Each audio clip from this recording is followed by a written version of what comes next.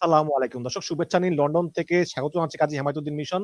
সাম্প্রতিক বাংলাদেশে ঘটে যাওয়া নানা বিষয় নিয়ে আমাদের সঙ্গে আছেন। মনোজ দাস বলছি। প্রিয় দর্শক, দিল্লিতে কোয়াড দেশগুলোর বৈঠক হয়ে গেল গত 26শে মে, পরশু। জাপান, আমেরিকা, অস্ট্রেলিয়ার পররাষ্ট্রমন্ত্রীরা এজন্যে দিল্লিতে এসেছিলেন। কোয়াড বা কোয়াড্রিল্যাটারাল সিকিউরিটি ডায়ালগ তৈরি হয়েছিল ইন্দো প্যাসিফিক এই অঞ্চলে চীনের ক্রমবর্ধমান প্রভাব ও সামুদ্রিক চাপের মোকাবিলায় পৃথিবীর 4টি বড় দেশ আমেরিকা, জাপান, অস্ট্রেলিয়া এবং ভারত, এই 4টি দেশ একসাথে মিলে তারা চেয়েছিল চীনের এই চাপ, সামুদ্রিক চাপ এবং প্রভাব, তার মোকাবিলায় নিজেদের মধ্যে সমন্বয় জোরদার করার জন্যে। এটা শুনতে অনেকের কাছে দূরের কূটনীতি মনে হতে পারে, কিন্তু এর ঢেউ বাংলাদেশ পর্যন্ত পৌঁছতে পারে শুধু নয়, ইতিমধ্যে পৌঁছে গেছে।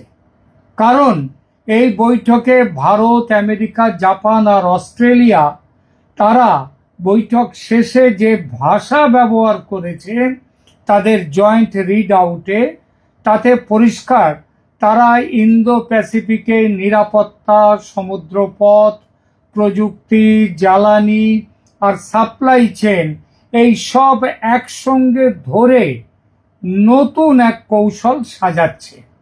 আর বাংলাদেশ ঠিক সেই ভূগোলের মধ্যে দাঁড়িয়ে আছে যেখানে বে অফ বেঙ্গল, চট্টগ্রাম বন্দর, সমুদ্রপথ, ডিজিটাল কানেক্টিভিটি আর আঞ্চলিক ভারসাম্য সব কিছু একসঙ্গে এসে মিশেছে।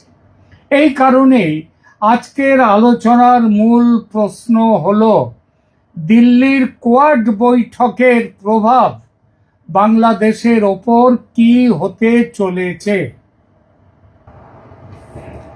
এবং আরেকটু সোজা করে বললে, ঢাকা কি এখন বড় শক্তিগুলোর নতুন টানাপোড়েনের কেন্দ্রে ঢুকে পড়ল? আর এই আলোচনার স্বাভাবিক পরিণতি কিভাবে বাংলাদেশের রাজনীতিতে শেখ হাসিনার প্রত্যাবর্তনকে অবশ্যম্ভাবী করে তুলতে পারে বা অনেকটাই করে তুলেছে ইতিমধ্যে, সেই বিষয়টি আলোচনার মধ্যে আনব। প্রথমে খুব সংক্ষেপে বুঝে নিই এবারের দিল্লির কোয়াড বৈঠক কি বার্তা দিয়েছে। যৌথ বিবৃতিতে তারা ফ্রি অ্যান্ড ওপেন ইন্দো প্যাসিফিকের কথা বলেছে। সাউথ চায়না সি আর ইস্ট চায়না সিতে চীনের জবরদস্তি আচরণ নিয়ে উদ্বেগ জানিয়েছে। মেরিটাইম ডোমেন অ্যাওয়ারনেস বা সমুদ্র সংক্রান্ত সচেতনতা জোরদার করার কথা বলেছে। আর ক্রিটিক্যাল মিনারেলস, যে রেয়ার মিনারেলস যেগুলোকে বলা হয় রেয়ার মেটালস, সেই secure undersea cables, trusted technology এবং ফিজিতে পোর্ট ইনফ্রাস্ট্রাকচারের মতো বাস্তব পদক্ষেপ ঘোষণা করেছে। অর্থাৎ এটা শুধু রাজনৈতিক বিবৃতি নয়, এটি নিরাপত্তা, অর্থনীতি, প্রযুক্তি আর অবকাঠামো সব মিলিয়ে একটা স্ট্র্যাটেজিক প্যাকেজ নিয়ে এসছে। এখন প্রশ্ন, এই বিবৃতিতে কি বাংলাদেশের নাম আছে? না, বাংলাদেশের নাম নেই, কোথাও নেই। শেখ হাসিনার নাম নেই। বাংলাদেশের নির্বাচন নিয়েও কিছু নেই। এমনকি বাংলাদেশের অভ্যন্তরীণ রাজনীতি নিয়েও একটি লাইন নেই। কিন্তু এখানে খুব গুরুত্বপূর্ণ একটি বিষয় আছে। কারণ অনেক সময় আমরা রিজিওনাল কম্পিটিশনকে খুব দ্রুত ডোমেস্টিক রেজিম চেঞ্জ গল্পে নিয়ে চলে যাই, এবং নথিভুক্ত তথ্য বলছে কোয়াডের প্রকাশ্য অবস্থান এখনো বাংলাদেশ স্পেসিফিক পাওয়ার ইঞ্জিনিয়ারিং নয়, বরং একটা বিশদভাবে ওয়াইডার ইন্দো প্যাসিফিক ব্যালেন্সের কথা এখানে বলা হয়েছে। তাহলে বাংলাদেশ কেন গুরুত্বপূর্ণ? কেন বাংলাদেশকে এই আলোচনায় নিয়ে এলাম? কারণ বাংলাদেশের অবস্থান এমন এক জায়গায় যেখানে ভারত মহাসাগর, বঙ্গোপসাগর, দক্ষিণ পূর্ব এশিয়ার প্রবেশপথ, বন্দর সংযোগ, জাহাজ চলাচল আর কানেক্টিভিটি, যোগাযোগের রাজনীতি সব একসঙ্গে ধরা পড়ে। কোয়াড যখন maritime awareness, sea lane security, under sea cable resilience আর ট্রাস্টেড ইনফ্রাস্ট্রাকচারের কথা বলে, তখন তার প্রভাব বাংলাদেশের মতো উপকূলীয় ও বাণিজ্য নির্ভর দেশের উপর পড়বে, এটা বলাই যায়, তাই নয় কি? আপনি বলুন। এখন আসি সেই জায়গায় যেটা নিয়ে সবচেয়ে বেশি আলোচনা হচ্ছে। বাংলাদেশ কি ধীরে ধীরে চায়না পাকিস্তান অরবিটের দিকে ঠেলে যাচ্ছে, চলে যাচ্ছে? এই প্রশ্নের পেছনে কারণ আছে। কারণটা কি? 2025 সালের জুন মাসে কুনমিং, চীনের, সেখানে বাংলাদেশ, চীন ও পাকিস্তানের একটা ত্রিপক্ষীয় বৈঠক হয়েছিল। কে ছিলেন সেখানে? ছিলেন বাংলাদেশের যে প্রধান উপদেষ্টা, তিনি ছিলেন সেখানে। সেই বৈঠকে trade, investment, agriculture, digital economy, marine issues, connectivity, development, cooperation, এই সব নিয়ে কাজ এগোনোর কথা বলা হয়েছিল। বৈঠকের পর পাকিস্তানের পক্ষ থেকে বলা হয়, এই ট্রাইল্যাটারাল ফ্রেমওয়ার্ক যেটা চীন, পাকিস্তান এবং বাংলাদেশ মিলে করছে, সেটা ট্রেড, কানেক্টিভিটি এবং ডেভেলপমেন্টের জন্য আরও এগিয়ে নিয়ে যাওয়া হবে। অর্থাৎ তিনটে দেশ মিলে একটা যেন গোষ্ঠী তৈরি করলো। এখানে অনেক পর্যবেক্ষক স্বাভাবিকভাবেই প্রশ্ন তুলেছিলেন সেদিন, যে এটা কি তাহলে দক্ষিণ এশিয়ায় নতুন এক অ্যালাইনমেন্টের শুরু হলো, নতুন এক জোট শুরু হলো? ভারতের প্রতিক্রিয়া ছিল ভীষণভাবেই নেগেটিভ। আমেরিকাও খুশি হয়নি এবং সেই প্রতিক্রিয়া দেখে বাংলাদেশের অন্তর্বর্তী সরকার তাড়াতাড়ি বলে দেয় যে কুনমিং ট্রাইল্যাটারাল কোনো পলিটিক্যাল অ্যালায়েন্স নয়, এটা কোনো জোট নয়, এটি কারো বিরুদ্ধে কোনো দল গঠন নয় এবং এতে কোনো ব্লক ফরমেশনের প্রশ্ন নেই। অর্থাৎ তারা কোনো জোট গঠন করছেন না। বাংলাদেশ সরকারের মনে যাই থাক, অন্তত প্রকাশ্যে তারা বলতে বাধ্য হয়েছিল যে তারা চায়না পাকিস্তান ক্যাম্পে ঢুকে পড়েনি। তারা ইস্যু বেসড, অর্থাৎ বিষয় ভিত্তিক এনগেজমেন্ট করছে এইমাত্র। এই জায়গাতেই কোয়াডের দুশ্চিন্তার আসল রূপটা বোঝা দরকার। কোয়াডের উদ্বেগ সম্ভবত এটা নয় যে বাংলাদেশে অমুক দল, বিএনপি থাকবে না জামাত থাকবে, এগুলো নয়। বরং বড় প্রশ্ন হলো, বাংলাদেশ কি এমন এক কৌশলগত রাস্তায় হাঁটছে যেখানে বেজিং এবং ইসলামাবাদের সঙ্গে কোঅর্ডিনেশন ধীরে ধীরে ইকোনমিক কন্ট্যাক্ট, অর্থনৈতিক যোগাযোগ থেকে সিকিউরিটি রেলিভেন্ট অ্যালাইনমেন্ট, অর্থাৎ সিকিউরিটির গড়ার একটা জোটে তৈরি হচ্ছে? শেখ হাসিনার পর থেকে বাংলাদেশ ও পাকিস্তানের মধ্যে যেভাবে সম্পর্ক গভীর করার কাজ শুরু হয়েছে, তাতে কোয়াড দেশগুলোর চোখ কিন্তু কপালে উঠেছে। কারণ তারা জানে যে এই জোটের মধ্যে রয়েছে চীন, আর চীনকে আটকাবার জন্যই কোয়াডের তৈরি। সাম্প্রতিক মাসগুলোতে বাংলাদেশ ও পাকিস্তানের মধ্যে উচ্চ পর্যায়ের সফর ও প্রতিনিধি দল বিনিময়ের বহু ঘটনা ঘটেছে, যার মধ্যে কয়েকটা উল্লেখযোগ্য আমি বলছি। অতি সম্প্রতি এই মে মাসে পাকিস্তানের প্রধানমন্ত্রী শাহবাজ শরীফ এবং সেনাপ্রধান জেনারেল সঈদ আসিম মুনির তারা ঢাকা সফর করেছেন। এছাড়া আগস্ট 2025-এ পাকিস্তানের উপপ্রধানমন্ত্রী ও পররাষ্ট্রমন্ত্রী মোহাম্মদ ইসাক দার দ্বিপাক্ষিক সফরে ঢাকায় এসেছিলেন। দীর্ঘ 13 বছর পর পাকিস্তানের কোনো পররাষ্ট্রমন্ত্রীর এটাই ছিল প্রথম বাংলাদেশ সফর। নভেম্বর 2025-এ পাকিস্তানের নৌবাহিনীর প্রধান অ্যাডমিরাল নাভিদ আশরাফ তিনি বাংলাদেশ সফর করেন এবং বাংলাদেশের সেনাপ্রধান ও নৌপথ বাহিনীর প্রধানের সাথে বৈঠক করেন। একইভাবে বাংলাদেশ থেকেও পাকিস্তান সফরের একাধিক ঘটনা ঘটেছে।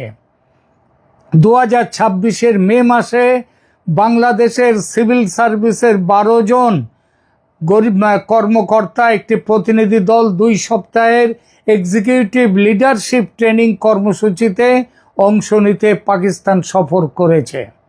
আগে এবং এছাড়া যে তাদের নতুন সিভিল সার্ভিসের যারা আসছেন তাদেরও পাকিস্তানের ট্রেনিং দেয়া হচ্ছে। আগে এই ট্রেনিং নিত তারা বাংলাদেশ সিভিল সার্ভিস ভারতে আসতো এই ট্রেনিং নিতে। সেই পরম্পরা এবার ভেঙে দিল বাংলাদেশ। জানুয়ারি 2026-এ বাংলাদেশ সশস্ত্র বাহিনী বিভাগের principal staff officer PSO lieutenant general SM Kamrul Hasan তিনি পাকিস্তান সফর করেন এবং সেখানে তাদের সেনা প্রধানের সঙ্গে বৈঠক করেন। সেপ্টেম্বর 2025 বাংলাদেশের তৎকালীন প্রধান উপদেষ্টা ডক্টর মোহাম্মদ ইউনূস জাতিসংঘের সাধারণ অধিবেশনের সাইডলাইনে পাকিস্তানের প্রধানমন্ত্রী শাহবাজ শরীফের সাথে দ্বিপাক্ষিক বৈঠক করেন। পাকিস্তান ও বাংলাদেশের মধ্যে নতুন করে দ্বিপাক্ষিক ও প্রতিরক্ষা সম্পর্ক জোরদারের অংশ হিসেবে এই সমস্ত সফরগুলো হয়েছে। একইভাবে বাংলাদেশের নেতা মন্ত্রী সেনা বিভাগের বড় কর্তারা প্রায় নিয়ম করে চীন সফরে গেছেন, পাকিস্তান সফরে গেছেন। চীন থেকেও নানান ডেলিগেশন নিয়মিত এসেছে বাংলাদেশে। বাংলাদেশ পাকিস্তান থেকে JF-17 যুদ্ধ বিমান ক্রয়ের চুক্তি করেছে। JF-17 থান্ডার হলো চীন ও পাকিস্তানের যৌথ উদ্যোগে তৈরি একটি একক ইঞ্জিন বিশিষ্ট হালকা ওজনের বহুমুখী যুদ্ধ বিমান যার মাল্টি রোল আছে। পাকিস্তানের এরোনটিক্যাল কমপ্লেক্স প্যাক এবং চীনের চেংডু এয়ারক্রাফট ইন্ডাস্ট্রি কর্পোরেশন তারা দুজনে মিলে এই বিমান তৈরি করেছে। এই বিমানের ব্লক 3 যে মডেল সেটি সর্বাধুনিক। সম্প্রতি বাংলাদেশ ও পাকিস্তানের সামরিক সহযোগিতার অংশ হিসেবে অত্যাধুনিক JF-17 ব্লক 3 এর কমব্যাট সিমুলেটর হস্তান্তরের খবর আন্তর্জাতিক ও আঞ্চলিক উভয় সূত্র থেকেও এসেছে। প্রশ্ন উঠেছে, ভারতের পেটের মধ্যে থাকা 3 দিক ভারত দিয়ে ঘেরা গরিব দেশ বাংলাদেশের এই বিপুল যুদ্ধ প্রস্তুতি কার বিরুদ্ধে?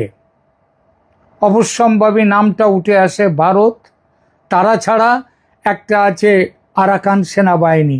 এইটাই তো মুখে তাই যতই অস্বীকার করুক বাংলাদেশ, চীন আর পাকিস্তানের সঙ্গে মিলে একটা জোট তৈরির পরিকল্পনায় যে সিরিয়াসলি তার বর্তমান শাসকদের মধ্যে আছে, ঘটনা প্রবাহ কিন্তু স্পষ্ট তার ইঙ্গিত দেয়। নইলে গরিবের ঘোড়া রোগের মতো JF-17 যুদ্ধ বিমান কেনা কেন বাংলাদেশের? কোয়াড নিজেই তার বিবৃতিতে economic coercion, arbitrary export restrictions, critical mineral dependence এবং ট্রাস্টেড কানেক্টিভিটির কথা তুলেছে। মানে তারা এখন ইনফ্লুয়েন্সের কম্পিটিশনকে খুব বিস্তৃত চোখে দেখছে। একটু পেছন ফিরে গেলে বিষয়টা আরও পরিষ্কার হয়। 2021 সালে তখন শেখ হাসিনা ছিলেন বাংলাদেশের প্রধানমন্ত্রী। চীনের রাষ্ট্রদূত বাংলাদেশকে কোয়াডে যোগ দেয়া নিয়ে প্রকাশ্যে সতর্ক করেছিলেন। বলেছিলেন এতে 2 দেশের সম্পর্কে বড় ক্ষতি হতে পারে। বাংলাদেশের শেখ হাসিনা তখন জবাব দিয়েছিলেন তারা স্বাধীন ও সার্বভৌম দেশ, নিজেদের পররাষ্ট্রনীতি তারা নিজেরাই ঠিক করবে। এই পুরনো ঘটনা দেখায় বেজিং বাংলাদেশকে কৌশলগতভাবে গুরুত্বপূর্ণ মনে করে, আর কোয়াড সংক্রান্ত যে কোনো অগ্রগতি ঢাকাকে ঘিরে সংবেদনশীলতা তৈরি করতে পারে। আর এখানেই আসে বাংলাদেশের বর্তমান সরকারকে বদলের প্রশ্ন, কারণ এদের নিয়ত ঠিক নেই। এরা বিশ্বাসযোগ্য নয়, বিশেষ করে ভারতের কাছে। আর মনে রাখা ভালো যে ভারত এখন কোয়াডের চোখ, এবং ভারতের চোখ দিয়ে কোয়াড দেখবে এই অঞ্চলের ভূ রাজনীতি। সুতরাং বাংলাদেশের ওপর কোয়াড বৈঠকের প্রভাব সরাসরি আজ সিদ্ধান্ত এবং কাল সরকার বদল এই ধরনের নয়। প্রভাবটা বরং 3 ধাপে আসবে। প্রথম ধাপ হচ্ছে স্ট্র্যাটেজিক সিগন্যালিং। বাংলাদেশকে বুঝতে হবে ইন্দো প্যাসিফিক এখন কেবল বড় শক্তির ভাষণ নয়, এখানে ports, cables, shipping lanes, minerals আর স্ট্যান্ডার্ডসের লড়াইও চলছে।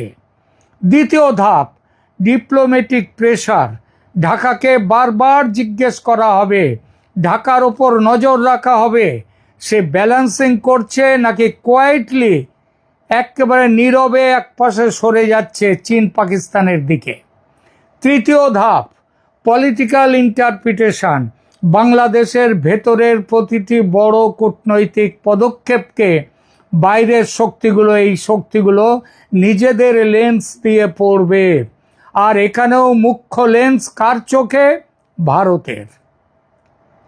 এখন আসি আলোচনার সবচেয়ে বিতর্কিত অংশে। শেখ হাসিনাকে ফেরানো আর নতুন নির্বাচন আয়োজনের কথা কি সত্যিই কোয়াড ভাবছে? উপস্থিত নথিপত্র এবং যৌথ বিবৃতি থেকে এর কোনো প্রমাণ পাওয়া যায়নি।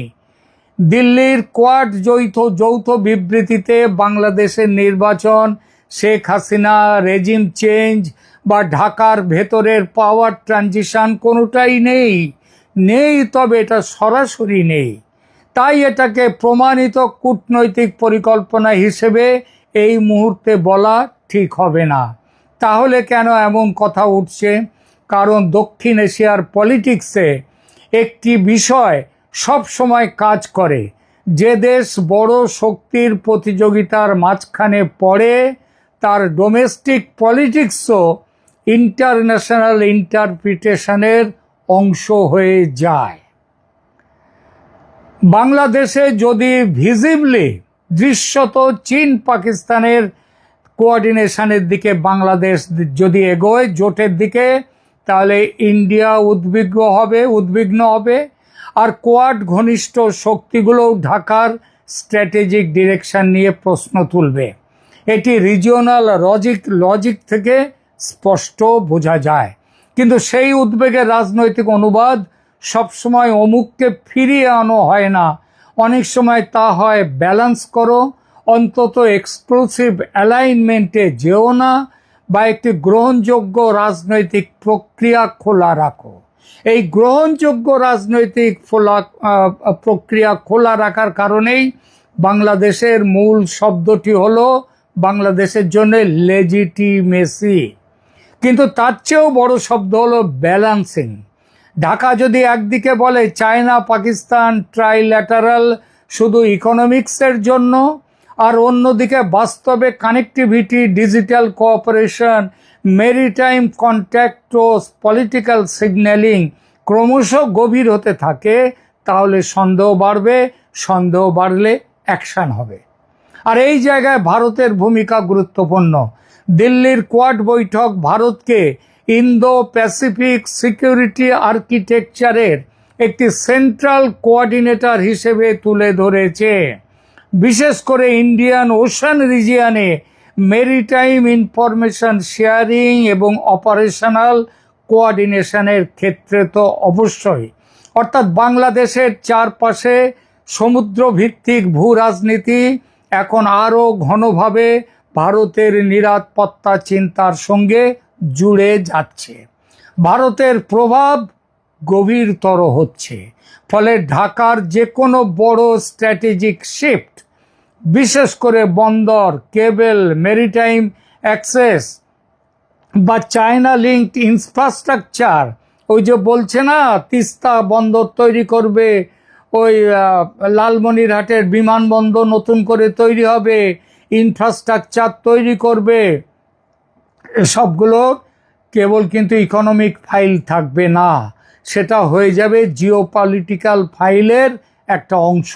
সব মিলিয়ে ছবিটা এমন দিল্লির কোয়াড বৈঠক বাংলাদেশের বিরুদ্ধে কোনো ঘোষিত পদক্ষেপ নেয়নি, কিন্তু এই বৈঠক এমন এক স্ট্র্যাটেজিক এনভায়রনমেন্ট তৈরি করেছে যেখানে বাংলাদেশের প্রতিটি বড় বিদেশ নীতি পদক্ষেপ এখন আরও বেশি নজরে রাখা হবে, স্ক্রুটিনাইজ করা হবে।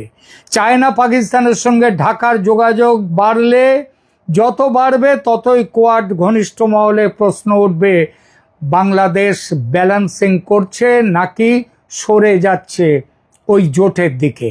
সোজা ভাষায় শেষ কথা হলো, কোয়াডের নজর থাকবে বাংলাদেশের শাসকদের ওপর। এখনো পর্যন্ত সেই নজরে মোহাম্মদ ইউনূস ফেল করেছেন, তারেক রহমানও ফেল করতে করছেন। তারা স্পষ্ট ঝুঁকে পড়েছে চীন পাকিস্তানের দিকে, আর সেজন্যই উঠে আসছে তাদের বদলের, চেঞ্জ করে দেওয়ার সম্ভাবনা, রেজিম চেঞ্জের সম্ভাবনা। মোহাম্মদ ইউনূস এই রেজিম চেঞ্জের সম্ভাবনায় চলে গেছেন। তিনি এসেছেন তারেক রহমান, ভারত তাকে সমর্থন দিয়েছিল, কিন্তু তারেক রহমান এখন কি বলবো, তার কথা রাখছেন না, তিনিও ব্যর্থ হচ্ছেন। কোয়াড তাকে বিশ্বাসযোগ্য মনে করছে না অবধারিতভাবে, তাই উঠে আসছে শেখ হাসিনাকে ফিরিয়ে নিয়ে আসার অপশন। তার প্রত্যাবর্তনের সম্ভাবনা এতটা উজ্জ্বল হয়ে উঠছে প্রতিদিন এখন এই একটি কারণেই। এসব কথা যে জোরে সরে উঠেছে এমন নয়, কিন্তু দিল্লির বৈঠকের পর থেকে এটুকু পরিষ্কার, ঢাকাকে এখন আগের চেয়ে অনেক বেশি হিসেব কষে হাঁটতে হবে। তারেক রহমানকে সাবধান হতে হবে। হাসিনার প্রত্যাবর্তন আসন্ন, ততদিন ভয় নেই তারকের। তিনি ফিরে যাবেন শেখ হাসিনা, তবে খেলা জমে উঠবে তার ফিরে যাওয়ার পর। একটু ভুলচুক করলেই হবে নতুন করে নির্বাচন, আর নির্বাচন হলে কে হবেন বাংলাদেশের নতুন প্রধানমন্ত্রী আমি বলবো না, আপনারাই বলুন। প্রিয় দর্শক, কমেন্ট করে জানান আপনার মতামত, আর এই ধরনের ভূ রাজনৈতিক আলোচনা জানতে সাবস্ক্রাইব করুন চ্যানেল ক্যালকাটা ডায়ালগস। মনোজ দাসের পাশে থাকুন। ধন্যবাদ।